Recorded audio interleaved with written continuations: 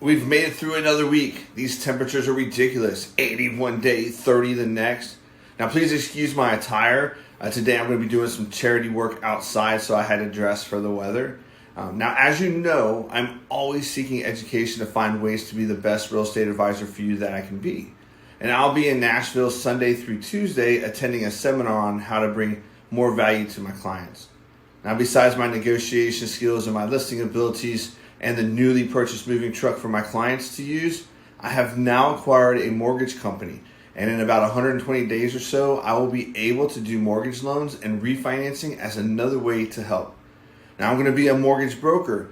Now, what that's going to do is allow me to have more competitive mortgage rates than traditional banks and lenders.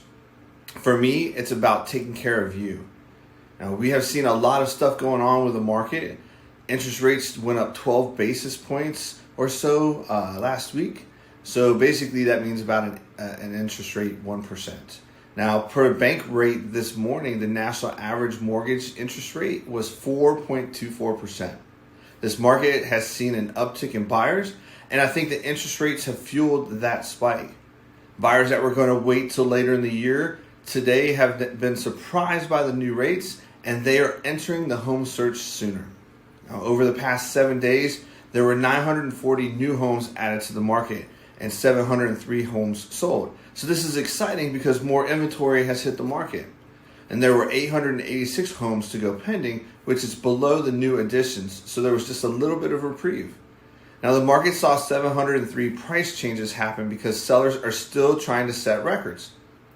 I was talking to a prospective seller this week, and she wanted to list her house about $30,000 above market value with the hope that California money would be coming in and buying it for cash.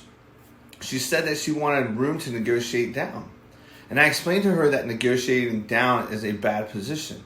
You have no control at that point.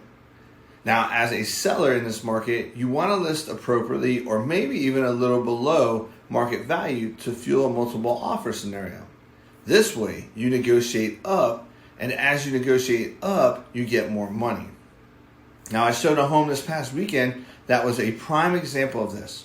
The home should have been listed for somewhere in the 270s, but it was listed at $250,000. This house in the first weekend had 125 showings and 34 offers, with the highest offer being $290,000. See, it's always better to negotiate up. Now this week, I want to talk to you about how the supply and the demand can impact your buying and selling goals. In today's housing market, there are far more buyers looking for homes than sellers listing their houses. Now, based on the concept of supply and demand, this means that home prices will naturally rise. Why is that? Well, when there are more people trying to buy an item than there are making an item available for sale, that drives prices up. And that's exactly the case in today's housing market. So knowing what's happening with the inventory of homes for sale and the demand for housing is crucial for today's buyers and sellers. Now, nationally, demand is high and supply is very low. We're over 1 million homes short on the supply market. The latest buyer and seller activity data from the National Association of Realtors indicates that buyer traffic heavily outweighs seller traffic today. What does this mean if you're a seller? Well, supply is struggling to keep pace with demand. In fact, the inventory of homes for sale recently hit an all-time low. We're sitting at about a 1.8 month supply. A normal balanced market is 6 months. Now that gives you an incredible advantage when you sell your house. With so few listings, it's likely more potential buyers will view your house, especially if you price it right. That means there's a high chance that you'll receive multiple offers or buyers will enter a bidding war for your house. And that dynamic can drive the sales price of your home up substantially. Look at the example I just gave. Now, what does this mean if you are a buyer? As a buyer with fewer options, you're likely to see more competition, so you need to be strategic to win.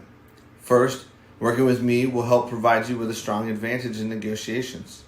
I will help you understand the local market and work with you to act quickly when the time is right.